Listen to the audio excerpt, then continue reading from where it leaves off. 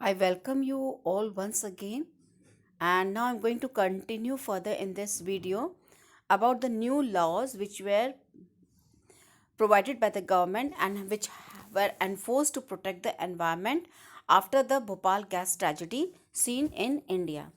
Now, what happens is, children, in 1984, there were only few laws which were protecting the environment in our country, and there was no enforcement of these laws also. laws थे, लेकिन laws को properly enforce नहीं किया गया था. And environment, what did they think about the environment? Is a free entity. ये मुफ्त का है. ठीक है, जितना पॉल्यूट करना है एयर को पॉल्यूट करो, वाटर को पॉल्यूट करना है वाटर को पॉल्यूट करो. And there were no restrictions at that time. कोई लॉस नहीं थे. ठीक है, कुछ भी नहीं था. जितना गंदा करना है करिए, क्योंकि वो फ्री है, इनको एनवायरनमेंट फ्री था. वेदर हमारे रिवर है, हमारी एयर है पॉल्यूट करते, ग्राउंड वाटर है पॉल्यूट करते हैं, एनवायरनमेंट को पॉल्यूट करते थे. एंड इसकी अगर जब तुम एनवायरनमेंट को पॉल्यूट कर रहे हो तो but natural you are disregarding the health of the people. Still you can see that still we are polluting the environment. अब तो देखो आप एयर का देखिए, अभी भी देखिए जो खेतों में जब जलाते हैं हस्क को, what are they doing? They are polluting the air because they think that it is a free entity. ये मुफ्त का दिया हुआ भगवान का है, इसको हम गंदा कर सकते हैं.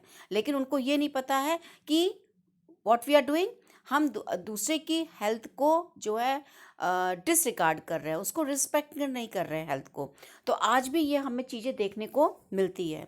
सो we have seen here that UC, that is Union Carbide, जो था कंपनी थी, वहाँ पे लोअर सेफ्टी स्टैंडर्ड्स यूज़ किए गए थे. एंड क्यों किए गए थे? क्योंकि वो पैसा नहीं खर्च करना चाहते थे. एंड साइड बाय साइड जो है उन्होंने कोई पैसा भी नहीं खर्च किया पॉल्यूशन को क्लीन करने के लिए. सो यूएसए में it was a necessary part of the production process. अब दूसरी तरफ यूएसए में देखोगे, वर्जीनिया में, वहाँ पे क्या है, प्रोडक्शन प्रोसेस में ये एक नेसेसरी पार्ट है. You can't pollute the environment. So Bhopal disaster जो है ये एक हमारे सामने बहुत बड़ा इशू लेके आया था एनवायरनमेंट पॉल्यूशन का. एंड साथ ही साथ जिसमें कई सेवरल थाउजेंड्स ऑफ पर्सनस जो है they were not associated with the factory. वो इस फैक्ट्री से जुड़े हुए भी नहीं थे in any way way greatly, लेकिन फिर भी वो इस कंपनी की गलत चीज़ों से बहुत अफेक्ट हुए थे.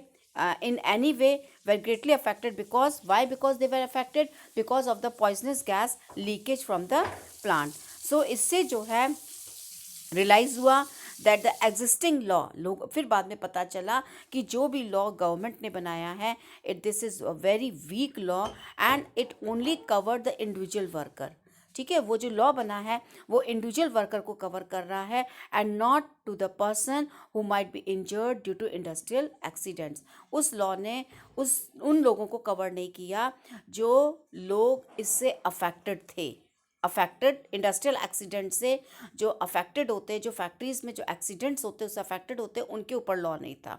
सो इस के रिस्पॉन्स में the pressure from the environmental activist, जब एनवायरमेंटल एक्टिविस्ट का जब प्रेशर पड़ा और दूसरे लोगों का, उसके बाद जो है भोपाल गैस ट्रेजेडी के बाद इंडियन गवर्नमेंट ने न्यू लॉज बनाए on the environment.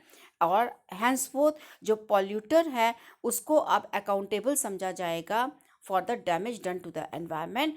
And environment जो है it is something the people over generations will share. Environment ऐसी चीज़ है जो हर लोग, आगे आने वाली भी जनरेशन वो भी शेयर करेगी. हमको अपना, आपने पढ़ा है, we are suppose to hand a safe environment to the future generation, and we have no right to destroy this environment. Why? Only for our mean purpose, only for, and side by side for the industrial purpose. Industry setup करने में आप environment नहीं pollute कर सकते हो. आपका कोई अधिकार नहीं है कि आप एनवायरनमेंट को पॉल्यूट करो. दैट इज़ एयर, वाटर, ठीक है, even the earth also, river also, ये सब आप पॉल्यूट नहीं कर सकते हो. सो कोर्ट्स ने भी कई जजमेंट्स दिए जिसमें कि राइट टू हेल्दी एनवायरनमेंट जो है ये हमारा फंडामेंटल राइट्स है. तभी फंडामेंटल राइट्स में राइट टू लाइफ भी आया. ठीक है, कि ये एक फ्री एनवायरनमेंट, एक पॉल्यूशन फ्री एनवायरनमेंट देना गवर्नमेंट का काम है. तो इसके लिए गवर्नमेंट ने लॉ भी बनाए हैं that now we can't pollute the water, now we can't pollute the even the air also. So अब जो कोर्ट में जब केस गया जिसमें कि Subhash Kumar versus the state of Bihar, supreme court ने जो है राइट टू लाइफ में फंडामेंटल राइट दिया under article 21 of the constitution. और इसमें उन्होंने क्या बोला, राइट टू लाइफ में it includes the right to the enjoyment of pollution free water. ठीक है, लोगों को फ्री पॉल्यूटेड जो है फ्री वाटर प्रोवाइड करवाना, air for full enjoyment of life. ठीक है, लोगों को एकदम साफ हवा, शुद्ध हवा दिलाना ये सरकार का काम है। Government is responsible for this. And government कैसे रिस्पॉन्सिबल है, गवर्नमेंट लॉज बनाए एंड साथ ही साथ प्रोसीजर भी बनाए और साथ ही साथ चेक भी करे कि पॉल्यूशन हो रहा है कि नहीं हो रहा है, रिवर्स को क्लीन करवाए एंड साथ ही साथ उन लोगों के ऊपर हैवी फाइन्स जो है डाले जो इन चीज़ों को पॉल्यूट कर रहे हैं। So you can see, children, a question arises over here. A clean environment is a public facility. Can you explain this statement? Yes, a clean environment is a public facility because in Article 21 of the Constitution we have fundamental right, that is right to life, and in that right to life, children, a clean environment has to be provided by the government of a country as it's a public facility. ठीक है, why do we need new laws? New laws क्यों चाहिए? ठीक है, new laws इसलिए चाहिए क्योंकि गलतियां जो हैं कहीं ना कहीं होती रहती हैं और उनको चेक करने के लिए अमेंडमेंट लाया जाता है जिसमें कि नए लॉ बनाए जाते हैं जिससे कि लोग वो ना कर सके।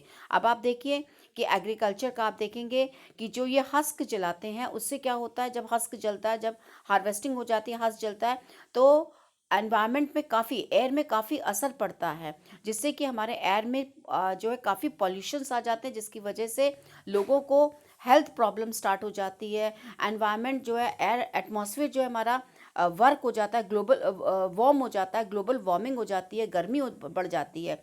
That is why new laws has to be made on the burning of these husk in the agriculture land also, तभी गवर्नमेंट लॉ बनाती है।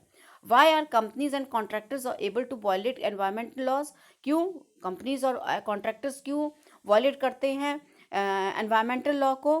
क्यों? क्योंकि बिकॉज यू नो दैट वो अपना प्रॉफिट मैक्सिमम कमाना चाहते हैं, इसलिए उसको फ्री एंटिटी समझ के उसको लोग जो है इग्नोर कर देते हैं और जो है उन पे ध्यान नहीं देते हैं। So children, this is the environment as a public facility. अब पब्लिक फैसिलिटी में आपको, जैसे मैंने पब्लिक फैसिलिटीज़ इससे पहले चैप्टर बनाया था, तो एनवायरनमेंट भी हमारा एक पब्लिक फैसिलिटी है। तो रिसेंट ईयर्स में कोर्ट्स जो है वो कई ऑर्डर्स के साथ आई हैं एनवायरमेंटल इश्यूज़ को लेके। एंड ये जो है क्यों आई हैं, क्योंकि पब्लिक पीपल्स की लाइवलीहुड्स को अफेक्ट कर रहा है। फॉर इंस्टेंस, कोर्ट ने डायरेक्ट किया इंडस्ट्रीज़ को कि रेसिडेंशियल एरियाज़, दिल्ली के रेसिडेंशियल एरियाज़, अब आप देखोगे कि हर शहर से जो है जितनी भी इंडस्ट्रीज थी जो शहर के बीच में थी उनको सबको निकाल के अब जो है outer skirts of the city किया है, शहरों के बाहर इंडस्ट्रियल एरिया बना दिया है। ठीक है, और दिल्ली में सबसे पहले हुआ था कि सिटी के अंदर से शिफ्ट करिए several of these industries. Why? Because ये जो है नेबरहुड पास के इलाकों को पॉल्यूट कर रही थी। उन इंडस्ट्रीज़ में से जो भी डिस्चार्ज निकलता था वो जो है रिवर यमुना को पॉल्यूट कर रहा है। और आज भी देखोगे हमारी रिवर्स क्यों गंदी, क्योंकि मोस्टली जो इंडस्ट्रीज़ जो होती हैं अपना वेस्ट जो है इन रिवर्स में डाल देती हैं। उनको फ्री एंटिटी है, फ्री एंटिटी मीन्स फ्री का है, जहाँ भी वेस्ट फेंको अपना। सो इससे हमारी रिवर पॉल्यूट हो रही हैं। And they had been because they had been set up without following the rules. So but with the courts action, अब उस समय नहीं, लेकिन कोर्ट ने जब एक्शन लिया, it solve one problem, it created another. एक प्रॉब्लम सॉल्व होती है, दूसरा प्रॉब्लम खड़ा हो जाता है। और because of the closure many workers, अब क्या हुआ, जब ये फैक्ट्रीज शहर के अंदर से बंद की गई और बाहर ले जाई गई तो क्या हुआ, दूसरा प्रॉब्लम खड़ा हो गया। दूसरा प्रॉब्लम क्या हो गया, many people lost their job, others was, दूसरों को कई लोगों की जॉब चली गई, कई लोगों को अपना घर भी शिफ्ट करना पड़ा उन प्लेसेस के पास जहाँ पे फैक्ट्रीज जो है रिलोकेट की गई हैं। And the same problem now began to come up in these areas, for now these places become polluted. ठीक है, अब वो प्लेस पॉल्यूटेड हो गई हैं and the issue of safety condition of workers remain unaddressed. और आज भी वर्कर्स की जो सेफ्टी मेजर्स है उसको आज भी लोग ध्यान नहीं देते हैं। तो recent researchers on environmental issues in India, they have highlighted the fact that the growing concern for the environment among the middle classes is often at the expense of the poor.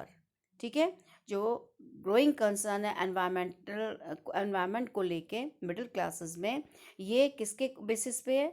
Poor के basis पे। For example, slums need to be clean as a part of the cities beautification drive. Slum area को clean करना है अगर आपको अपने शहर को सुंदर बनाना है, और as in the case above, a polluting factories move to the outer skirts of the city. And while this awareness of the need of clean environment is increasing, there is a little concern for the safety for the workers themselves. ठीक है, so challenge is to look for solution. Now the great challenge comes here कि हमको इसका solution देखना है where जहाँ पे सबको बेनिफिट मिल सके इस क्लीन एनवायरनमेंट से। And one way is this can be done to move to a cleaner technologies and processes in factories. इस पे ध्यान दिया जाए, साफ टेक्नोलॉजी को यूज़ करना और फैक्ट्रीज में के प्रोसेस को चेक करना, एंड गवर्नमेंट को एनकरेज करना चाहिए, सपोर्ट करना चाहिए फैक्ट्रीज़ को कि वो ऐसी ऐसी टेक्नोलॉजी लेके आए जो कि जिससे कि जो पुअर वर्कर्स हैं उनकी हेल्थ पे इश्यू ना बने। It will need to fine those who pollute. Government को उन लोगों को फाइन भी करना चाहिए जो पॉल्यूट करते हैं, और इससे क्या होगा, वर्कर्स की लाइवलीहुड्स प्रोटेक्ट होएगी। ठीक है, एंड साथ ही साथ वर्कर्स एंड कम्युनिटीज़ जो फैक्ट्रीज़ के आसपास रहते हैं उनको एक सेफ एनवायरनमेंट भी मिल जाएगा। So this is must for year. अब ये देखिए, you can C a vehicle over year, जिसमें से देखिए कितना धुआं निकल रहा है। ये भी एक मेजर कॉज है एनवायरमेंटल पॉल्यूशन का। तभी आप लोग देखोगे अब गाड़ियों पे पॉल्यूशन जो है आपका सर्टिफिकेट जो होता है वो लगा रहता है, और आप उसको हर साल रिन्यू भी करवाते हो, जिसमें कि आपको ये चेक करवाना होता है कि आपकी गाड़ी जो है पॉल्यूशन तो नहीं क्रिएट कर रही है। ठीक है, secondly, workers outside closed factories. देखिए, वर्कर्स जो फैक्ट्रीज क्लोज हो गई हैं उसके बाहर ड्यू टू अनएम्प्लॉयमेंट, इनको फैक्ट्रीज से बाहर निकाल दिया गया है। अब अनएम्प्लॉयमेंट देखने को मिल रहा है, कई वर्कर्स जो है and up with the small traders और एज डेली वेज लेबरर्स। ठीक है, ये डेली वेज लेबरर्स बन जाते हैं या छोटे छोटे अपने ट्रेड बिजनेस लगा लेते हैं, और sum find work in even smaller production unit, छोटे छोटे यूनिट्स में भी काम करने लगते हैं। ठीक है, सो इसके बाद आप ये देखिए एडवांस्ड कंट्रीज़। जो एडवांस्ड कंट्रीज़ जैसे यूरोपियन कंट्रीज़ हैं, अमेरिकन कंट्रीज़ हैं, ये एडवांस कंट्रीज़ जो है they are relocating the toxic and hazardous industries to developing countries to take advantage of the weaker laws in these countries and keep their own countries safe. ठीक है, अब देखिए ये जो डेवलप्ड कंट्रीज़ है, America है, यूरोप है, ये क्या कर रहे हैं, ये अब अपनी जो खतरनाक जो गैस निकलती है, जो टॉक्सिक सब्सटेंस निकल रहे हैं, ये अपने देशों से हटा के कहाँ लगा रहे हैं, और उन कंट्रीज़ में, डेवलपिंग कंट्रीज़ जो कंट्रीज़ इनके सामने जो है डेवलप्ड नहीं है, उन इन कंट्रीज़ में लगा रहे हैं। क्यों? क्योंकि वो यहाँ के लॉज वीक है, और specially south east Asian countries में हमको देखने को ये इनकी कंट्रीज़ का मिलता है, क्योंकि यहाँ के लॉ कमज़ोर हैं, इसलिए ये लोग यहाँ पे आके लगाते हैं, और जो है अपनी कंट्रीज से हटा के ये यहाँ सेटअप करते हैं, पर्टिकुलरली इंडिया में, बांग्लादेश में, पाकिस्तान में। एंड ये इंडस्ट्रीज़ जो है पेस्टिसाइड्स प्रोड्यूस करती है, एस्बेस्टस या प्रोसेसिंग जिंक एंड लेड, ऐसी चीज़ें प्रोड्यूस करती है, और वो इन्हीं कंट्रीज़ में आके लगाते हैं जहाँ पे पॉपुलेशन ज़्यादा है, जहाँ पे लॉज वीक है, कोई कुछ बोलता नहीं है, कोई एनफोर्समेंट नहीं है, कोई प्रॉपर इम्प्लीमेंटेशन नहीं है, तो इसी में लगा देते हैं, क्योंकि इनको चीप लेबर मिल जाती है, सेफ्टी लॉस पे इनको खर्च नहीं करना पड़ता है, तो इनको ज़्यादा से ज़्यादा प्रॉफिट होता है। अब शिप ब्रेकिंग, ये जो जहाज़ होते हैं पानी वाले, ये भी एक सबसे हजार्डस इंडस्ट्रीज़ है। ठीक है, and that is growing rapidly in South Asia. और ये आके कहाँ पे होती है, ज़्यादातर साउथ एशियन मीन्स ये इंडिया, पाकिस्तान, बांग्लादेश में। एंड ओल्ड शिप्स जो है no longer in use are sent to ship yards in Bangladesh and India for scrapping. तो ये पुरानी शिप जो है इंडिया में, बांग्लादेश में आती है स्क्रैपिंग वर्क के लिए। ठीक है, सो इसके अंदर जो है potentially dangerous and harmful substance होते हैं शिप के अंदर। एंड ये फोटो आपको दिखा रही है workers breaking down a ship in Alang Gujarat. देखिए गुजरात में ये शिप को ये ब्रेक कर रहे हैं और ये बहुत हजार्डस वर्क हो रहा है। तो ये काम वहाँ पे नहीं होता है और ये इंडिया और बांग्लादेश ऐसी जगह पे आके काम होता है जो कि बहुत हजार्डस होता है। So because of the weak laws of our country and because of cheap labor in our country and non implementation of these laws properly done in our country, the other countries, the developed countries, take the advantage of our laws, and that is why such kind of hazardous work are done in our country. So it's a great issue which has to be think by the government of our country and has to be properly worked on it. So this is the public facility and the safety measures which are the laws of the country have been made to take a drastic step towards the health issues of the workers in our country. So our chapter finishes over here. Now I'm going to give you notes. So complete your notes well before time, and we'll start with the next chapter, that is the last chapter in history now.